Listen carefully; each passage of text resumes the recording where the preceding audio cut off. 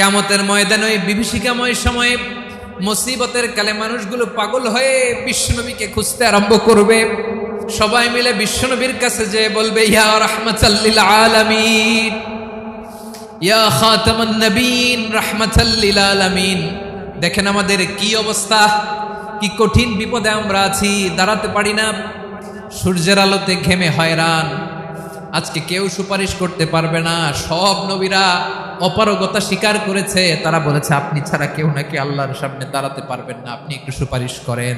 বিশ্বনবী বলবেন, আসো আসো, আজকের দিনে আমি ছাড়া আল্লাহর সামনে কেউ দাঁড়াতে পারবে না। বিশ্বনবী মাকামে মাহমুদে যে আল্লাহু আকবার বলে সিজদায় লুটিয়ে পড়বেন, আল্লাহ রাব্বুল আলামিন বিশ্বনবীকে এমন কিছু চমৎকার শব্দ শিখাবেন, ওই শব্দগুলো দিয়ে আল্লাহর প্রশংসা করে বিশ্বনবী কাঁদতে আরম্ভ করবেন। বিশ্বনবী এমন ভাবে অজর দ্বারায় সিজদায় লুটিয়ে পড়ে কাঁদবেন, রব্বুল আলামিনের রহমতের দরিয়ায় জোশ লেগে যাবে। রব্বুল আলামিন এই দৃশ্য থেকে সহ্য করতে পারবেন না। রব্বুল আলামিন বলবেন, ইয়া মুহাম্মদ ইরফা রাসাক, ও নবী আপনি মাথা তোলেন, মাথা তোলেন, আপনার কান্না আমি সহ্য করতে পারি না।